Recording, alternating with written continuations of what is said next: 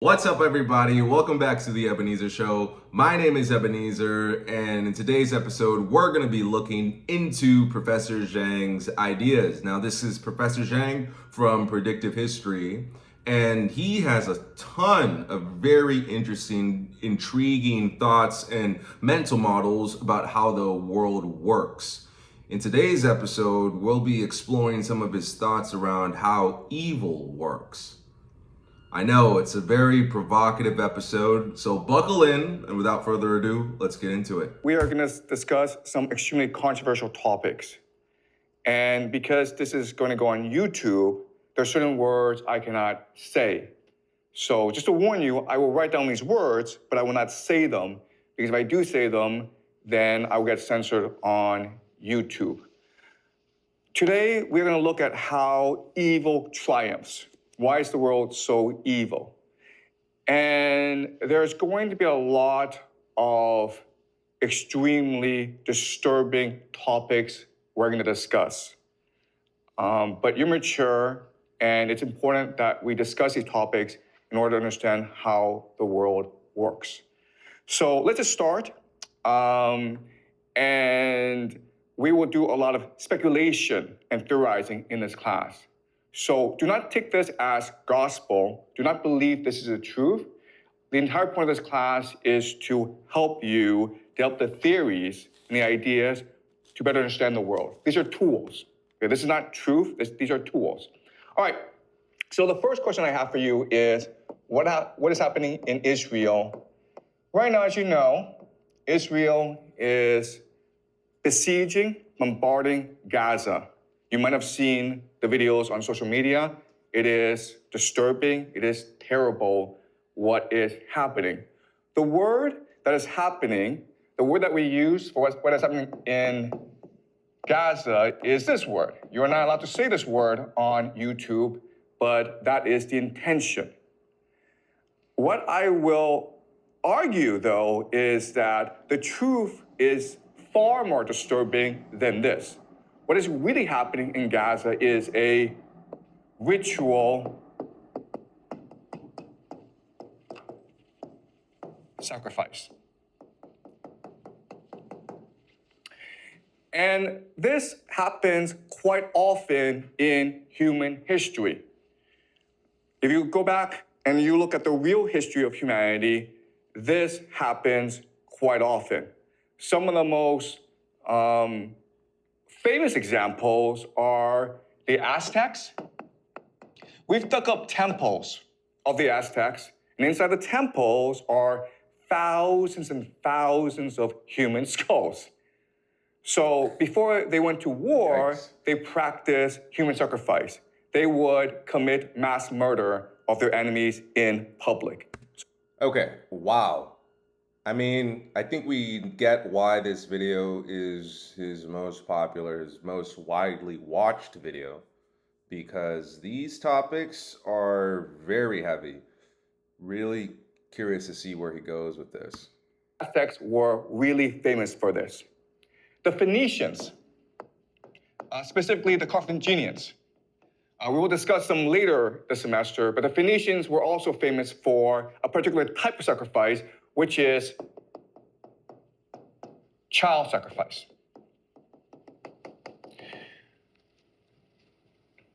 The Romans wrote histories insulting the Phoenicians for practicing this sort of sacrifice. But the Romans themselves practiced human sacrifice. What they would do is that after every major war, they would capture all the major leaders, all their enemies, and they would parade their enemies through the streets of Rome. This is something called a triumph. At the end of the triumph, they would gather enemies at the temple of Jupiter. Jupiter is their god. And then they would strangle to death their enemies. That's sacrifice. That's human sacrifice. They didn't call it that, okay? And they sort of disguised it, but we know for a fact that they did do this. So the question for us is, why is it that this happens? Why do the Aztecs do it? Why do the Phoenicians do it? Why do the Romans do it? And why is it today the Israelis do it in Gaza. And remember, okay, what the Israelis are doing is quite horrific because it is really this sort of sacrifice. Why? Because 47%, almost half of the population of Gaza is under 18 years old. So the majority of people who are getting killed are in fact children. What is most striking or blatant about what's happening in Gaza is that we can all see it for ourselves. And it's almost as though the Israelis want us to see it and want us to hate them. Right? You can see all over the world, popular opinion is turning against Israel. You have these popular protests all around the world protesting what is happening in Palestine. You know, I've heard similar arguments being made by other commentators, and the crux of why the Israelis may want to broadcast this in order to increase the amount of, let's say, negativity surrounding the situation is to make Israel the essentially the home base and to use that negativity as a push factor to push Jewish people out of the lands that they're currently in into Israel and consolidate more power in the Israeli state. At least that's what I've heard from commentators that are using, I suppose, this type of rhetoric or bringing up these themes. If they really want to do this, right, there are actually much more effective ways of doing this. For example, you could just poison their water. Or you could poison the air so that everyone in Gaza gets a fast cancer, right? We have the technology to do this. So Israel could do it this secretly and no one would talk about it. And in 20 years' time, 30 years' time, the population of Gaza would all be gone. It would be a very secret, right? Instead, they choose to do this in front of the world. And my argument to you is that this is intentional. They want the world to hate them. Because by doing this, they create the ultimate taboo, right? We find this disgusting and contemptuous, so the entire world will unite against Israel. But guess what? That's what their religion wants. In the extreme form of Jewish eschatology or the religion, they believe that at the end of the world, Israel will fight the entire world and God will help Israel triumph in the end. So what's really happening in Gaza is that there are extremists within the Israel government who want to accelerate the process of the end of the world where Israel will face the world. And if you think about it, the entire idea of this ritual sacrifice is to unite the Israeli population. And what's extremely disturbing and horrifying about it is that this works. Why? Well, let's use an analogy, okay? The analogy is this. In Chinese history, the most popular military stratagem is to fight with a river behind your back. You guys have heard of this strategy, right? Where, okay, an army is losing, okay? It's being scattered by the enemy. So what the general does is forces the army to retreat to a river. And now with the river blocking your escape, you have a choice. You can either drown in the river or you can fight to the death. And most soldiers will choose to fight to the death. And so at this point, the soldiers are unified, they're galvanized, they're energized, and then they find a surge of energy to go and destroy their enemy. Okay, this is the most popular military stratagem in ancient Chinese history, and guess what? It's the same as Israel doing this right now in Gaza. It's the same logic.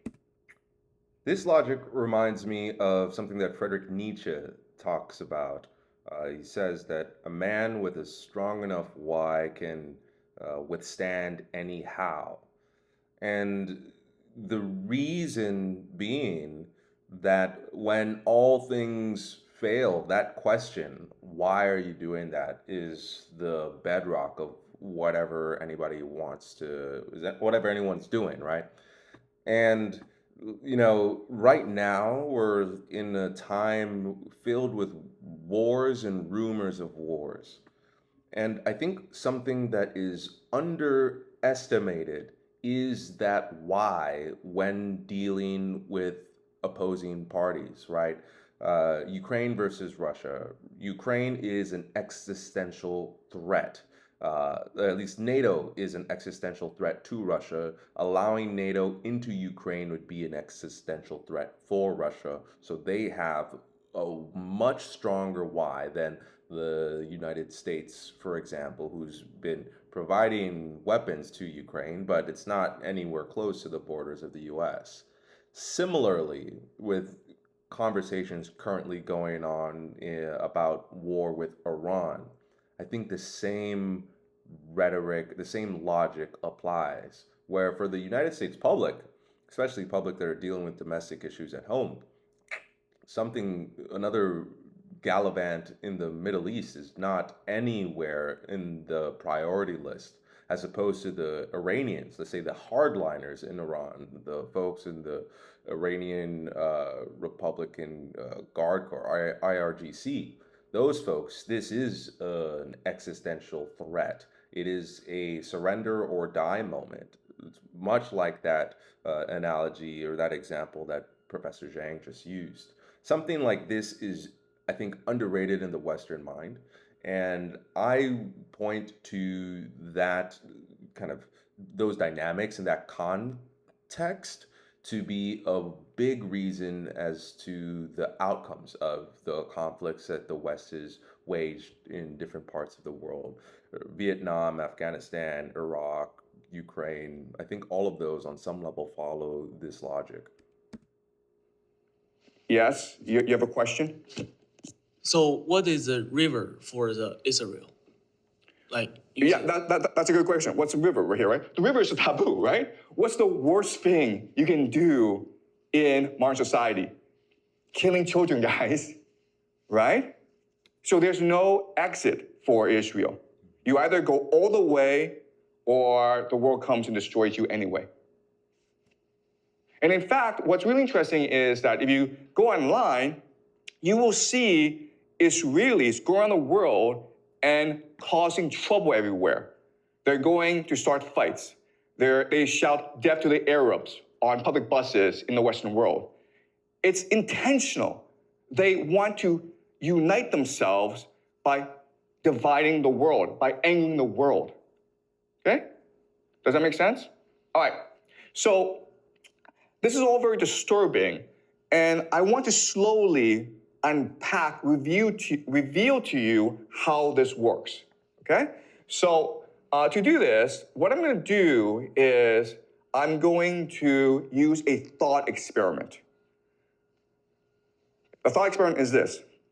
Let's just say that there's an island. We don't know where the island is, but it's an island. And there's no escape from the island. And on the island, the center, it's a hill, and it's safe. But everywhere else, you have these flesh-eating monkeys roaming everywhere. Okay, the problem is that on this island, the resources you need to survive, trees, food, and rivers, the monkeys are there. Okay, there's one safe spot in the center, but everywhere else, if you want resources, you have to go fight these monkeys. They're flesh-eating monkeys. They want to kill you, they want to eat you. And there's an infinite number of them.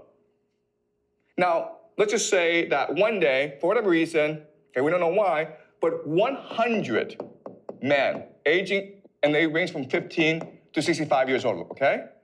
They are mysteriously transplanted onto this island in a safe spot. They come from different countries. They do not speak the same language. They are of different ethnicities. They are all poor people in their countries. They don't have much education. So they're there, and they realize quickly that the situation is utterly hopeless. There's no escape from this island. These monkeys are everywhere, and they are tough warriors. And the situation looks bleak. They don't even speak the same language. They don't have a common culture. So at this point, you would imagine that they would feel hopeless and just lie down and die. But in reality, what happens is the opposite. What happens is that in this hopeless situation, they find a drive, a purpose, a spirit to fight for each other. And what will happen really quickly, okay, and this is really interesting, is the first thing that they will do is they will develop a common language. They don't speak the same language. Some speak Chinese, some speak English, some speak Spanish, some speak Russian, doesn't matter. They will very quickly develop a common language. And then what they will do is, with this common language, they will start to tell each other stories of where they come from. And then these stories will become a common myth, a founding myth of why they're here. And they come to believe that God has chosen them to save the world, and that's why they're here. Then what they will do is, with this new religion, they will start to develop rituals to reinforce this religion. These rituals include sex. Okay? So these men will have sex. And the reason why is to create intimacy and bonding among them. And there'll be a lot of religious rituals as well. Another thing that they will do is pick a leader. There's 100 of them. They need a leader to organize them. And so we can imagine that during the leadership election, everyone gets up to speak. Now, the man who's 65, he is wise. He has experience. He has strategies. So he delivers a very powerful speech, inspiring everyone and telling people how they can survive against the flesh-eating monkeys. Okay, so he's really smart. Then suddenly you have a man up here who's 15 years old, or 16, or 17, okay? He is not articulate. He has no ideas. What he does is this. He stands in front of everyone, and he's bold, and he's brave, and he looks at everyone without saying a word. He shows them his hand, okay? He shows them his hand. Then from his pocket, he takes out a knife, okay? And then he cuts off his hand in front of everyone. And he does not cry. He just looks at everyone as though nothing happened. Let me ask you this question. Who does everyone pick to be their leader? The second person, obviously, right? The man who has shown sacrifice and commitment and devotion to everyone else. The old man has ideas, and he will become the advisor to the leader, but the leader is the man who is most willing to die for everyone else. And so in this situation, the bravest among them will come and emerge as the leader. And as such, what will happen is that these people, these men, will become extremely inspired and devoted. Even though they are weak, they will learn to become strong. Even though they are poor and uneducated, they will learn to be wise and clever and strategic. They will radically transform themselves. And ultimately, what will happen is the idea of cohesion.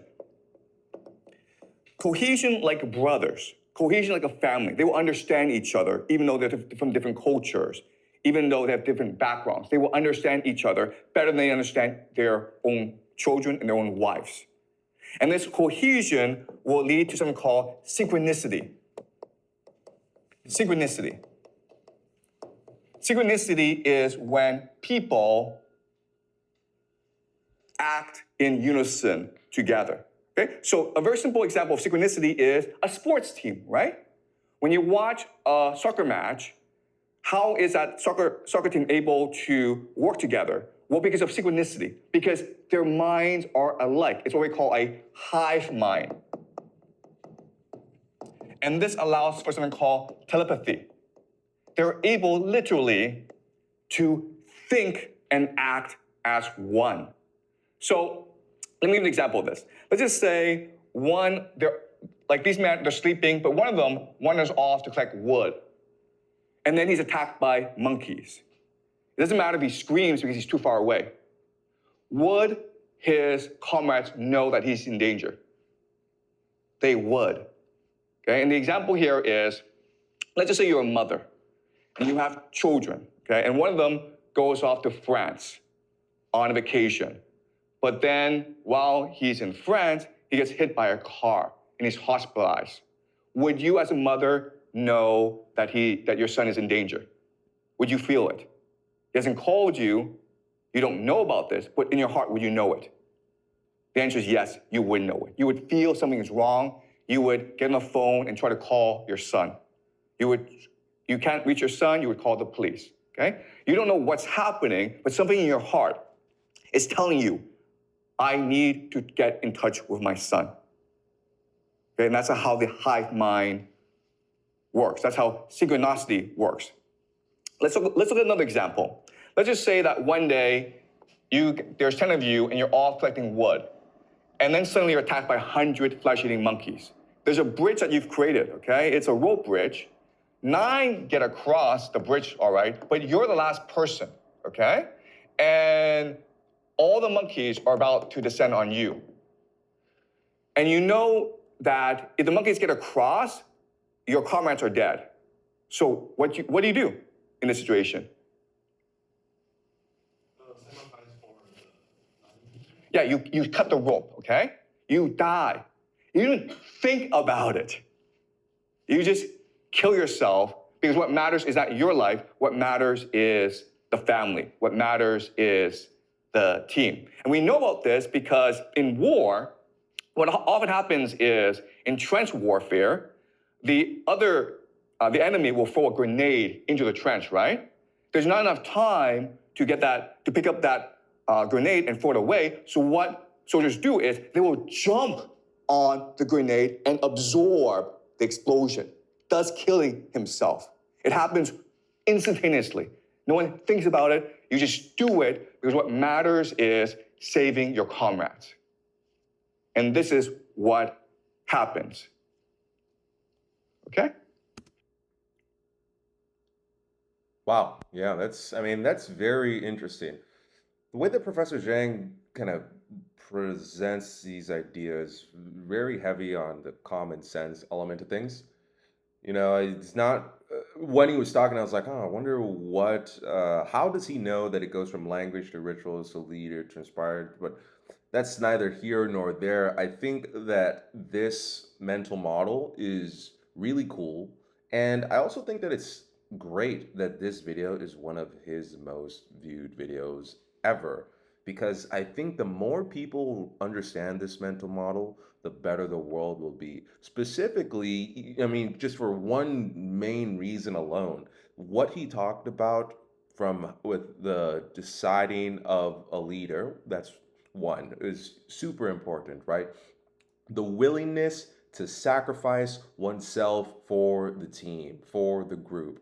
I think that core characteristic, that trait, is what separates leaders from followers. And the more willing one is able to sacrifice, the greater commitment that one has to the team, and the greater ability one has to act on that commitment in an efficient and especially in an effective manner, the better leader that person ends up being. So that's one. And then the second thing that I think is really helpful about this mental model is the transition from language to stories to myth, because that reminds me of the purpose of government, right? Government has a monopoly of violence. That's a quote or a phrase that folks throw around, especially those like in the libertarian circles, right?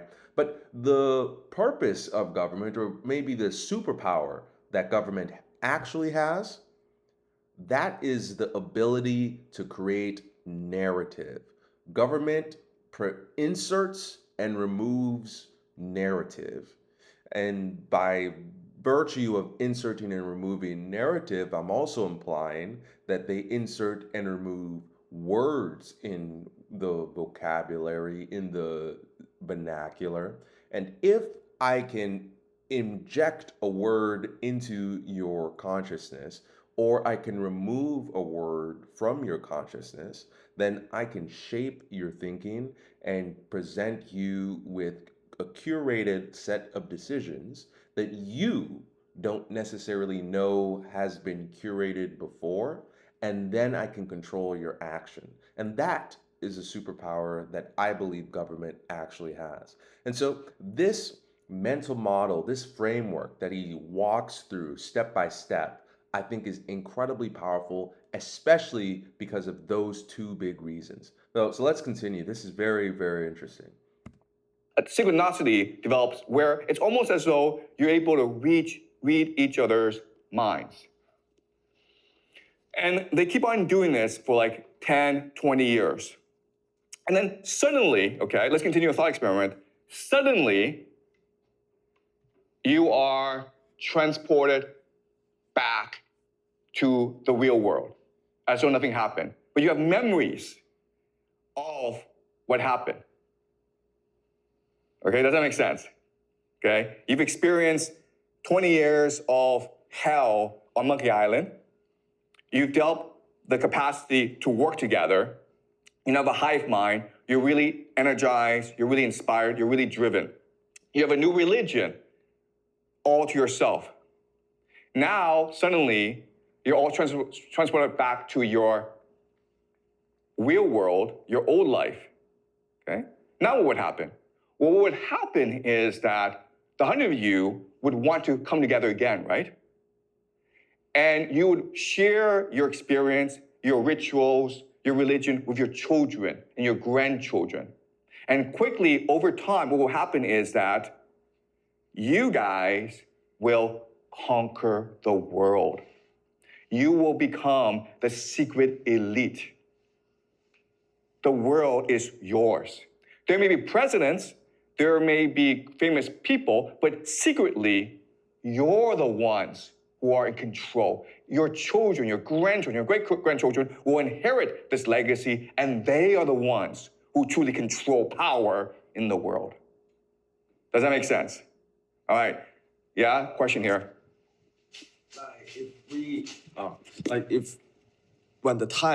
If this person really transferred back to the reality, what if that time already have a leader that, like, you are just a peasant, but not a leader? Okay, yeah, that's your question. I've already told you this, okay? On the surface, there are leaders, but the real power are you guys, okay? And I'll explain why, all right?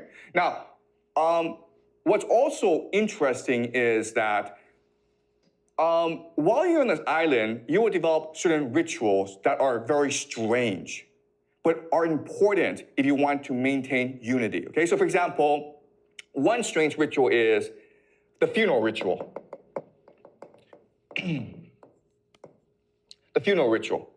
The idea here is that when someone sacrifices himself, you have a huge funeral to celebrate that person. And this may involve you cutting that person into different pieces and eating that person. Okay? But you will develop really strange rituals. Okay, does that make sense? Okay, so I'm gonna answer your question.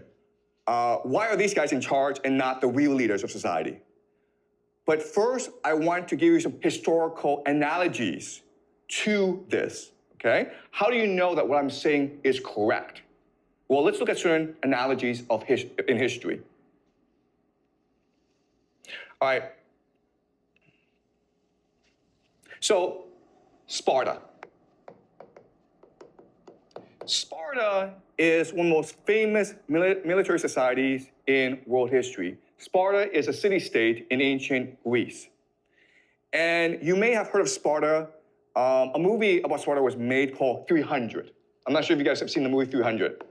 But 300 is really about 300 Spartan soldiers who are fighting millions, not millions, but hundreds of thousands of Persian soldiers. Persia is invading mainland Greece. They fight at a place called Thermopylae, the Battle of Thermopylae. And this is the pass into mainland Greece. The Greeks have to hold this position if they are to prevent the invasion. Okay? 300 Spartan soldiers, backed by thousands of other Greek soldiers, make a last stand in this pass. They are overwhelmed by the Persian invasion, and rather than run like most people, the 300 soldiers make a final stand. Their leader is Leonidas, and he tells them, we will fight to the death. They all fight to the death, and they're all massacred. And the Persians take Leonidas' head, cut it off, and put it on a pike to warn the Greeks, we are merciless. Eventually, the Greeks, inspired by the sacrifice of Leonidas, they will repel the invasion and destroy the invaders. So how do we get this culture? Okay, well, the education system of the Spartans is really interesting. It's really disturbing, actually. So young boys at age 5 and 6, they're taken away from their homes. And they are put in a school run by older boys. Okay, so the older boys are maybe like 10, 11. And so what happens, as you can imagine, is the older boys beat the crap out of the younger boys, okay? From day one, there's no education. They're not learning anything. All that's happening is the older boys are just beating the crap out of the younger boys. But because this is happening, we call this like hazing, okay? And this happens actually a lot among fraternities and sports teams. When they're getting the crap beaten out of them, it builds solidarity. It builds brotherhood. So these young boys who are 5 and 6, they learn to love each other because only by helping each other can they survive the brutality. Okay? Then what happens is when they become 11, 12, 13, when they hit puberty, this is really interesting, they become mentored, okay? Mentored by an older soldier, an older Spartan soldier who's maybe 28, 29, 30, but he has a family. They become lovers. They have sex with each other. And this builds group solidarity, okay? So during hazing phase, these young boys learn to trust each other. They learn how to bond with each other. During the mentorship phase, these young boys learn to think like in a hive mind, okay? They learn to be part of a larger group. Then when they turn 18, they graduate, okay? And in order to graduate, what they do is this. They have a mission. So the Spartans have slaves called helots, okay? These are just people that they've conquered and who are now work as slaves in the fields for them, okay? They're like serfs. So there are lots of rules governing the helots. An important rule is curfew. So if it's dark at night, you cannot be outside the house. If you are outside the house at night, you could be executed, okay? So as a graduation mission, these young soldiers hide in the fields at night, okay? They hide in the fields, and they wait for the sun to go down, so it's now dark. And they look for helots to come back because they're late. And what they'll do is they'll sneak up behind the helots and cut their throats, okay? This is basically sacrifice, okay? Human sacrifice. So the Spartans did this as well. It's a very common thing. And what this does is it builds group cohesion, leading to synchronicity. There are thousands of city-states in Greece. Only Sparta did this. And it made everyone think Sparta was disgusting. Everyone hated Sparta. But it kept Sparta unified. And it made Sparta into the dominant military power in Greece at that time. This is really interesting. The fact that Sparta did this is quite fascinating. Reminds me of kind of Rene Girard's thinking about the philosophy of violence and where violence comes from, how violence evolves, and those stages folks go. It's like kind of scapegoat theory, that sort of thing. You know, he's talking about sacrifice in real life for like physical folks and that building in-group cohesion. It's like in-group versus out-group. What's the best way to identify with the in-group is actually by pointing out the out-group and ganging up on the out-group. I think, let's say, cancel culture is a recent example of in-group, out-group, not, you know, human sacrifice in the physical sense, but at the very least, reputational sacrifice for sure, because many folks who were canceled, be it for whatever reason, whether justified or unjustified, faced a lot of penalties as a result, whether that's loss of home, loss of livelihood, loss of friends, essentially ostracization from the community.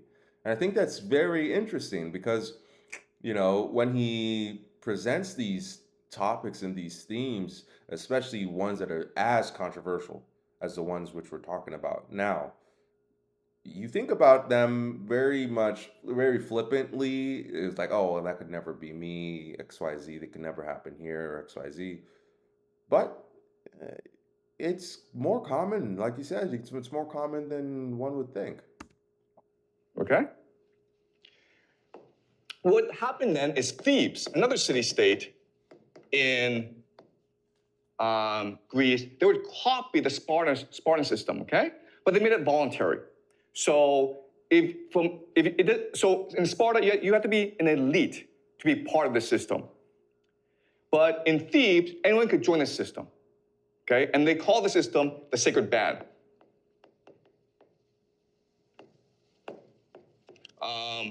Of 300 soldiers. And they were, again, lovers, okay? But this is really important for you guys to understand.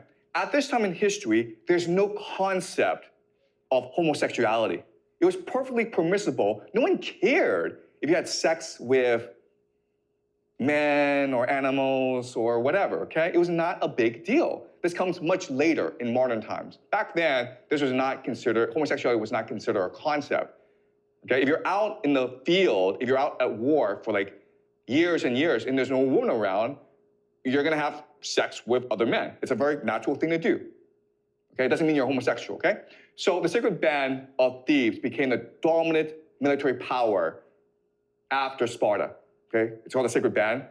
And they were like the vanguard, they were the spearhead. They would be the first in battle. And they were so ferocious that their enemies would run away, okay? Then what happened is that Macedonia would copy the Theban system. Who's the most famous Macedonian in the world? Do you guys know? Which Macedonian is the most famous ever in human history? You know the name, but you may not know he's Macedonian. Alexander the Great, okay? His father is Philip II. Philip II is the one who actually built the greatest army in the world, the Macedonian army. And it was Alexander the Great, his son, who would take this army and conquer Persia. Okay, we'll learn this later on. But Philip II learned all this from Thebes. And at first, Macedonia and Thebes were allies, but Philip II was very ambitious. So then he wanted to conquer all of mainland Greece. And in 338 BCE, at the Battle of Trachonia, Macedonia fought against the combined might of Thebes and Athens. And Macedonia destroyed Thebes and Athens, okay? Because Macedonia basically copied the system from Sparta and Thebes. At this point, Macedonia should have destroyed the entire Theban and Athenian army. But when all was lost, the sacred band, they stood in the middle of the field and they blocked the advance of the Macedonian charge so that everyone could escape back into the cities. They did not fear death. They welcomed death. Okay? For them, what mattered was honor and sacrifice. And that's how you create the greatest army in the world. I wonder whether Nietzsche was ever inspired by these folks and these societies. I don't know off the top of my head, but why I ask that question is because honor and sacrifice as two big kind of themes to kind of explore and to ground oneself in isn't really that much of a modern perspective. I mean, these days, what modern media teaches is comfort, is essentially being bureaucratic, is becoming a consumer. And that's miles away from the honor and sacrifice that the Thebans showed when facing the Macedonians in that battle.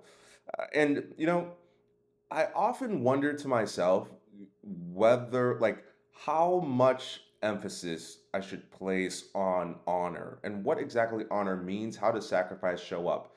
The terms obligation, the terms of duty, I think in the Western lens are not heavily emphasized, in part because the social contract is such that folks who are honorable or have a high sense of duty aren't actually rewarded. In fact, oftentimes it's the honor and duty to the wrong people that are rewarded, rather than honor and duty to the entire group. In fact, if you're too honorable and too dutiful, you'll get kicked out, one, or somebody will essentially prey on you because they are able to be quite Machiavellian in the sense that they can cut corners, backstab, lie, cheat, steal, all these sorts of things. But it's a concept that I've been kind of mulling about in my head, and what Professor Jiang is talking about here really brings that to mind.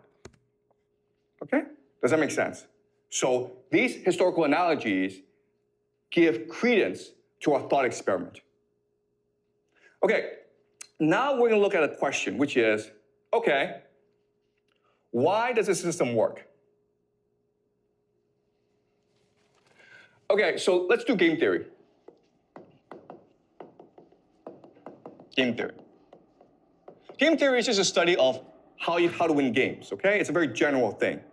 So let's do a thought experiment and just say there's about 1 million people in the world, okay? There's 1 million people in the world, and they're all trying to win the game against each other, but only one can win. Well, according to game theory, the best way to win a game is by, does anyone know? Cheating, okay? Cheating. If you follow the rules, you will never win the game, you have to cheat.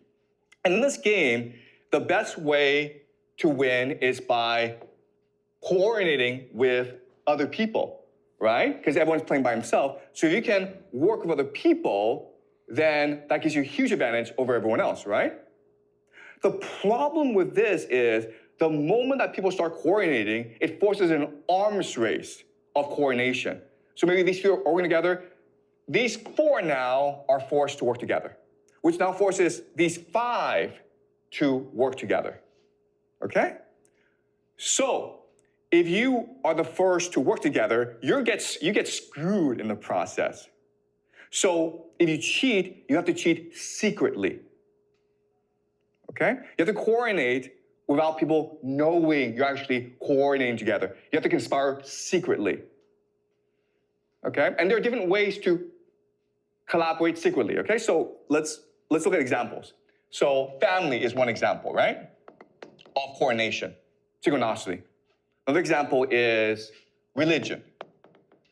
If you have a leader, right? If you have a similar race, ethnicity,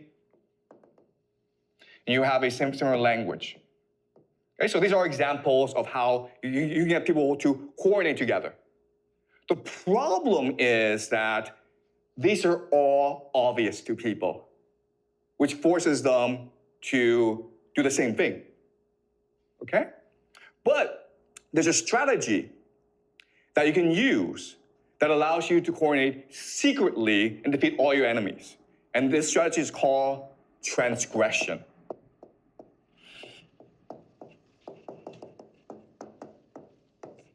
Transgression. The breaking of taboos, the breaking of social norms, the breaking of social laws. Transgression. Okay, so let's study this concept. Before we go into this concept, I think it's really interesting that the first person who coordinates in the game theoretical sense gets screwed, whereas the last folks have the most benefit.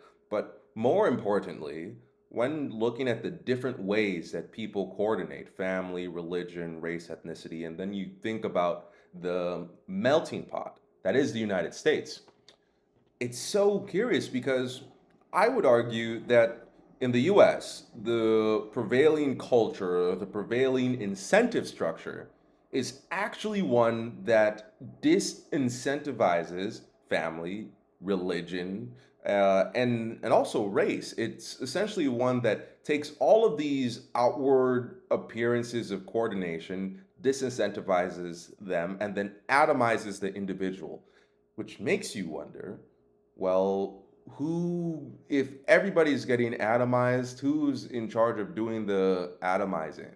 And then that's where a ton of different conspiracy theories, secret societies, all of this sort of stuff spring up. And for the last 20 plus years, even longer than that, all of those were like shot down. Those don't exist. That doesn't make any type of sense. But as social media evolves, as the media landscape changes, the Overton window grows, folks are beginning to realize essentially what Professor Jiang is talking about is that in order to win, one must coordinate, and the best way to coordinate is secretly. And given these outward forms of coordination and the breakdown of those forms in the melting pot that is the United States, definitely at least incentivizes me to delve deeper into these forms of coordination and, at least in my life and my level, ensure that I'm doing the best that I can to ensure that the culture and the people, the relationships that I have in these particular realms are strong and healthy.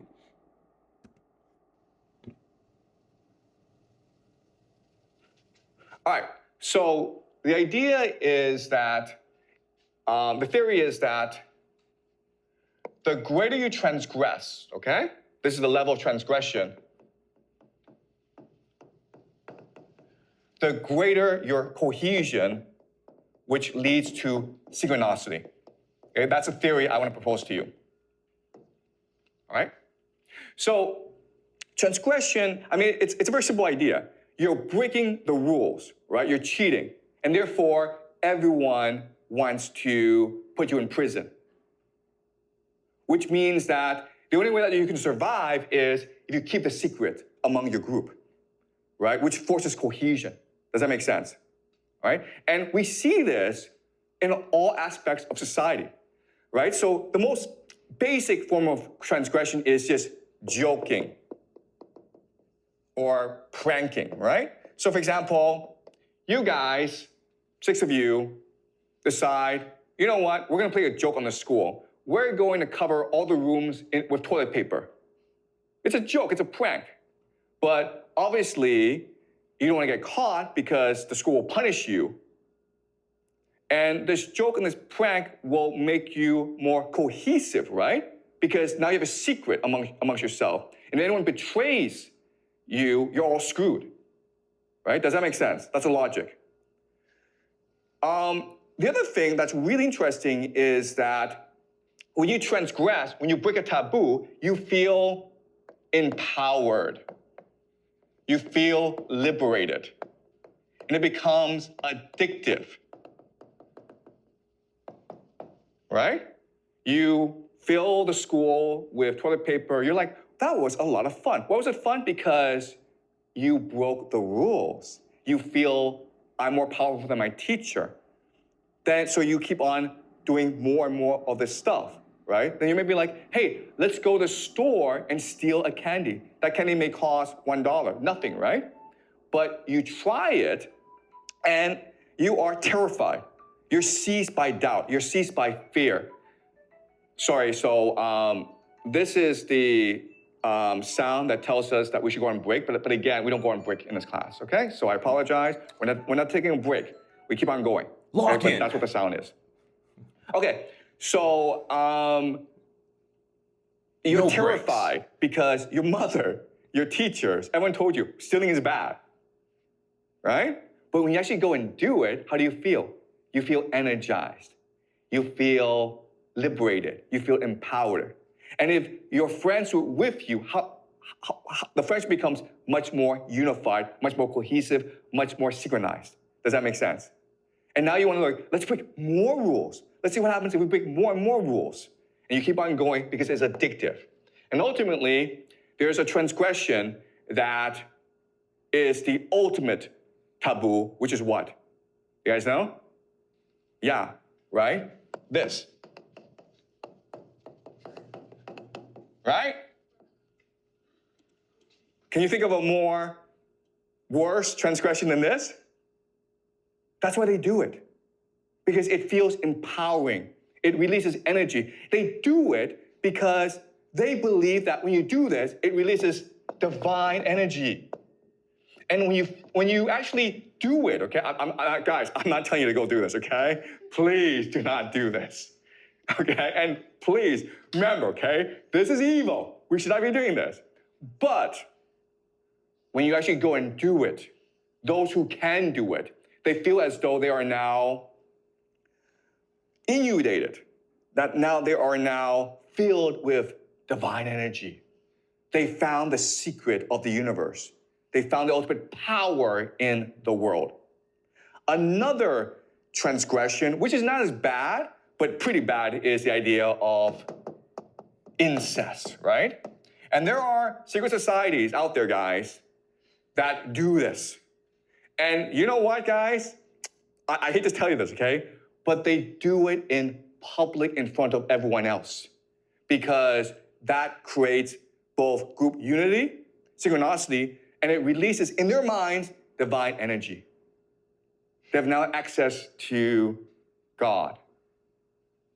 If you want to know what secret societies do, well, yeah, this and this, okay? And again, this is only a small group of people. But now we know why these people control the world. Because they're able to keep secrets. Because they're more motivated than everyone else. And they're able to work together in a way that allows them to achieve ultimate power. These leaders you see, right? These leaders you see, they are puppets. They are just the face. The real power are these secret societies that practice these rituals. And again, I'm not saying this is a truth. I'm just saying this is a possible theory about how the world works, right? Because this is a class of speculation. It's a class of theory. Don't think this is the truth, okay? But you can think about how this works and ask yourself, does it explain the world? Okay? All right. Yeah, I mean, sheesh. Professor Jiang is going real deep, and I think his example of the kids breaking into the school, putting toilet paper or like balloons everywhere, and that feeling of empowerment and liberation that occurs after, and directly tying that to the realization that, oh, in that moment, that person is more powerful than like the school teacher or the principal. I think that's a very intelligent way to approach this topic. And then the two actions, which you can read on the screen, those actions and tying that, like drawing that graph where the higher the transgression, the more synchronicity or in-group cohesion occurs, and then the more motivation those folks in the group have to work with each other. Yikes. I mean, with, the files that are mostly redacted and that's kind of captured the imagination of the world and the West, especially as society grapples with what to do about what we're seeing and what might still be out there. It's spooky times we're living in. It's incredibly spooky times. And what he's saying, like he said, he's not saying that this is the truth. He's like, this isn't true. This is just speculation. We're just speculating here. But does this explain reality? If you were one of the most powerful people in the world, would you want your face out there? Would you want to put your face out there and say, like, hey, like, I'm making these decisions? Is the president of the United States really the most powerful man in the United States? Or is it somebody else who's rather than who has actually used their power to erase their footprint, allowing them to move more freely? I mean, challenging questions. Challenging questions. Having explained this, what I want to do now is go into the deep theory as to why this is happening. Okay? So if you talk to these people and they're honest with you, they'll tell you that when we do this, we access God and God gives us divine power because they're superstitious and they're stupid. Okay? Just because they're the elite, just because they're powerful people does not mean they're clever. In fact, they're kind of stupid if you actually meet them.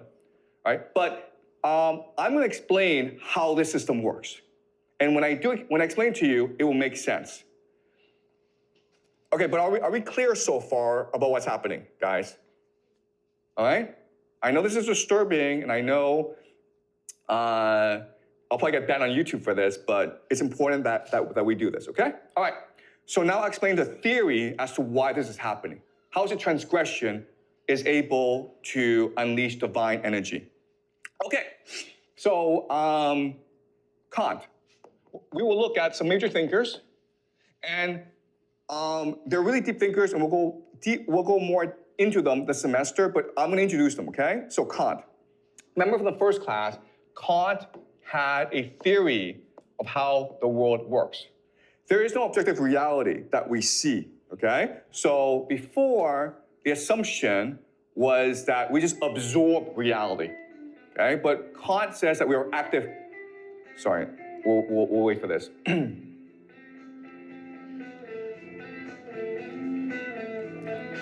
So Kant says that we were active participants in reality. How? Well, because our brains are filters. We add space and time to reality. Space and time does not exist outside of us, okay? So the objective reality is called noumena, okay? The things in themselves. Do not worry about these names, but this is the objective reality. What happens is that for our filters, we interact with the noumena, and that creates something called the phenomena. The things that we see, the phenomena, okay? And that's the world we know. The noumena we can never ever know. That's the theory of Kant, okay? And this has been confirmed by neuroscience. So this is basically the most accurate model of the world that we have. The problem, though, is that Kant's conception of the world creates three questions, okay? The first question is, what is the noumena? Kant says we can never know it, but we still want to know it, okay? That's the first question. Second question then is, who gave us these filters, right? Where do our filters come from? How do our minds work, and who created our minds in the first place? That's the second question. The third question is, if we are all seeing the world for our own lens, how do we know that we're seeing the same world? How do our perception of the world align together? Okay? So Kant creates these problems. Hegel, who comes after Kant, Friedrich Hegel, by the way, he proposes a solution to these three problems. And what he says is this, and this is really important for us to understand, is the noumena is the Geist. The Geist is hard to translate. We usually translate it to mean spirit. Okay, so what Hegel is saying is that the spirit world is what creates the material world. We are just a shell. What really matters is the spirit world. Now, it's really important to understand the concept of the Geist, okay? And again, it's German, but there's no actual English translation for it. So it's best to see Geist as a combination of three words that derive from Geist. Okay, these three words are ghost, geyser, and gist, okay? So these three English words are derivatives of the German word Geist. right? Most words in English are actually German in origin. Sorry, not most words, but many words, okay? All right, ghost is just a parallel reality that exists alongside us, right? A spiritual world. That's the first concept. Geyser is just a force that is exploding or becoming or expanding. So this Geist is constantly expanding and becoming. Gist means the essence of things, the core of things. Okay? So the real truth in the world is the Geist. Not what we see, but what is invisible to us. Okay, so that's the idea of the Geist. Does that make sense? Now with the Geist, we can answer all three questions. The noumena, the real world, is a spiritual world, not the material world. It's the Geist that gives us these filters. And because we're all seeing the world through the Geist, we see the same world. Okay? So now this creates another problem, which is, where did the Geist come from? What is the Geist? Okay? And here we will look at Plato and Dante. Okay, before we go into Plato and Dante, just a couple notes on what's presented. Professor Jiang is one of the people who actually got me to start looking into Kant more. And what he says that when he says that what is presented in Kant is confirmed by neuroscience, I actually co-sign that because there's a book called The User Illusion that I recommend everybody to read. But essentially, the world as we know it, the 3D, either Newtonian or quantum world, we can never actually understand. We can't process that information. So that's the noumena. And so our brain, as filters, yes, that's exactly what occurs. The brain filters what occurs outside into something that we can understand. We never actually touch things. We just, there's like the whole electromagnetic forces that you learned in like college physics. That triggers neurochemical transmitters and sensors and gives us the lived-in experience that we all are existing in, right? So that filter makes sense. And then the phenomena, to me, that reminds me of, I mean, let's say psychology or common thinking, not even common thinking these days, but common thinking throughout the entirety of history that essentially says, as one thinketh, so it is. This borders on kind of new age spiritualism, manifestation, etc., etc. But from a practical sense, internal versus external locus of control. Those who believe that they have internal loci of control, that they can control their thoughts, their actions, their feelings, those folks actually have higher agency than the other folks who say that they have external loci of control and everything else is done to them. And those with internal locus of control, higher agency individuals are actually more effective in the world. A lot of something like cognitive behavioral therapy, a lot of what cognitive behavioral therapy is doing is actually making you aware of your filters and aware of your perspective on the noumena, aka the phenomena. And so by being aware of your filters and your perspective on the noumena, aka the phenomena, you can then consciously adjust your filters, adjust your phenomena, and recognize that when events occur, you have the decision before you, whether you react or whether you respond. And you always have the decision before you. There's never a moment in your entire life where you have not been able to make a decision. Maybe free will doesn't exist, but your decisions matter, and that's critical. Hegel, the Hegelian dialectic, that's another topic that I'm going to delve into deeper because when we think of how the world works, essentially we're all willingly or unwillingly within a Hegelian dialectic. As somebody presents a thesis, another person presents an antithesis, and then they together merge to become a synthesis, which then becomes the next thesis, antithesis, synthesis, and history progresses. But we'll talk about more of that later. Just wanted to drop a couple brief comments on what he's been presenting so far. Okay, so again, this is a really deep theory, and we'll go more deeply into this as the semester moves. But I just first want to introduce the idea to you right now, okay? So this comes from Plato and a religion called Gnosticism. Okay, the Gnostics. Gnostic just means knowledge. Okay, so in the beginning, the Big Bang, the force is the monad, or the one. Okay, there are different names for this thing, or nous.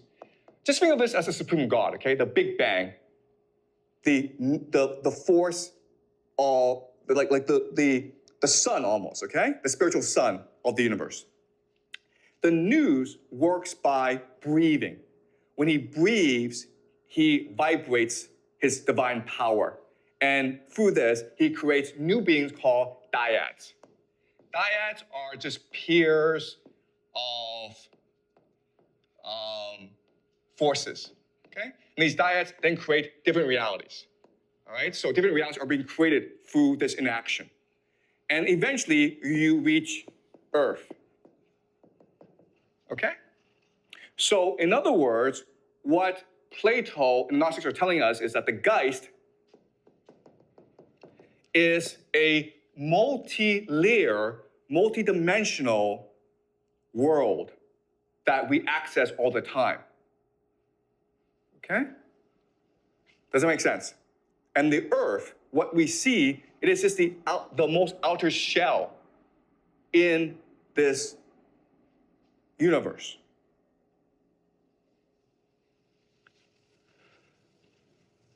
Is this clear to you guys? All right.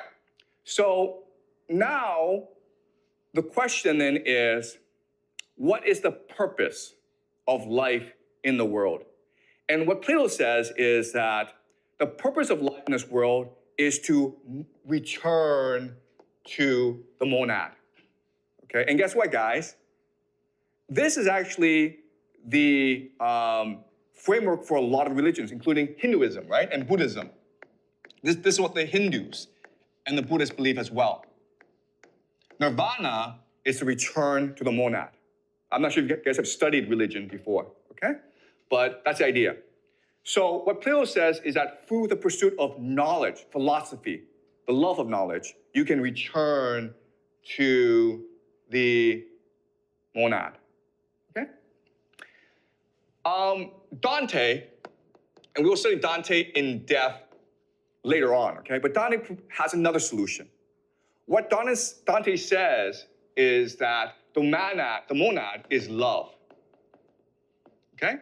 And the monad, because he creates things, his divine spark emanates throughout the universe, okay? So there is a divine spark in us, and this divine spark is called love. So we are able to love people, mothers love children, you love each other because of this divine spark in you. And the more you love, the more you return to the monad. Okay, so Plato says, pursue knowledge. Dante says, pursue love. Okay? So now the question is, okay, this sounds all very good, but why does evil happen in the world? Okay, what's the source of evil? Right? That's interesting. Okay, you have this theory of the universe, but then the question then is, why do people do bad things then? Why is there sacrifice in the world? Why are people doing all these bad things and not only getting away with it, but they're also controlling the world? That's a big question, right? So, for Plato, the answer is very simple. This world doesn't matter. Who cares if they control this world? It's a fake shadow world. Ignore them.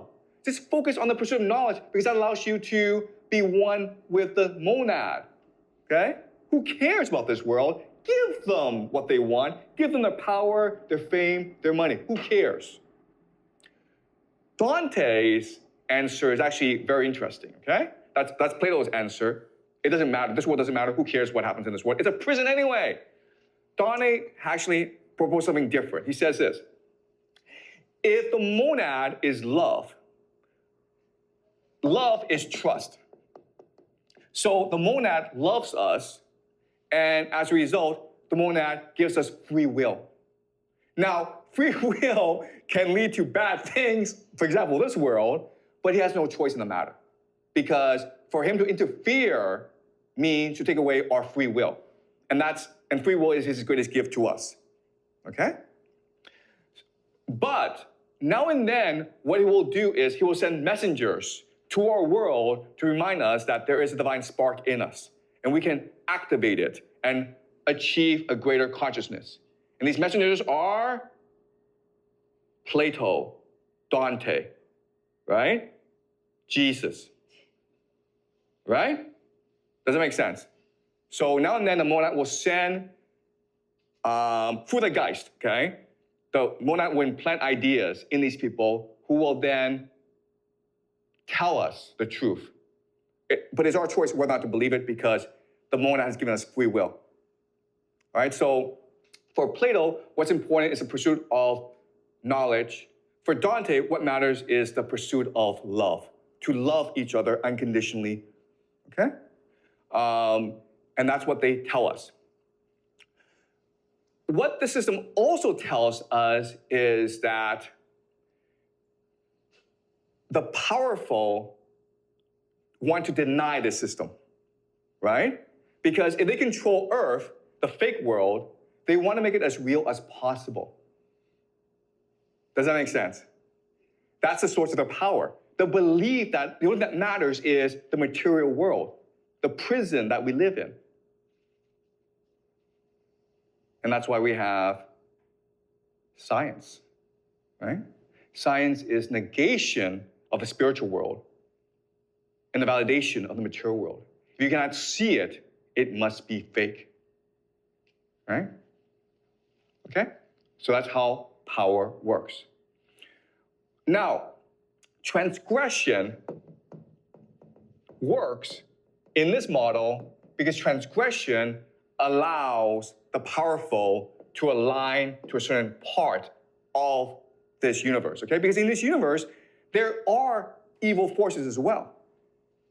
Does that make sense? So for example, the metaphor is, think of the internet, right? Well, there are millions and millions of websites. And through transgression, by doing the same evil act, what the powerful have done is they've logged on to the same website, right? And because they logged on the same website, it allows for synchronicity. It allows for them to commit, to think alike and to behave the same way. Okay? All right, so that's the general theory. And again, Really interesting. I don't know. I don't think I agree with this theory, though I can see some of, I suppose, the similarities. I don't think he explained this part that well or that in depth. However, I do know that a lot of people in power, in positions of power, have looked deeply into Gnosticism. A lot of great thinkers have looked deeply into Gnosticism. So I'm not going to kind of throw the baby out with the bathwater completely. I think that there are some fundamental principles that make sense. And I have a lot more questions than I do answers in this particular section. Specifically, what are dyads? How are dyads created? And also, what is that which those who are evil in the earth are aligning to? I'm not sure. this is all speculation. I'm not telling you this is true, but I'm giving you a framework to work with to better understand why things happen. We're just speculating. We're using our imagination here, right? I know there's a lot, but Kant, Plato, Hegel, Dante, we'll go much more deeper into over the semester. I just introduced these ideas now. Okay, questions, guys? Okay, cool. Well, thanks so much, y'all, for sticking around, for watching and tuning in. Let me know your thoughts in the comment section below. If you agree, if you disagree, I'd love to have a discussion and conversation. I respond to all comments as soon as I can. And give this video a like and subscribe for more videos of this nature and additional stuff over here. Really just trying to understand what the zeitgeist is and provide commentary on it so that we can make better decisions and just live overall better lives. I hope you found this video helpful, and I will catch you guys later. Take care.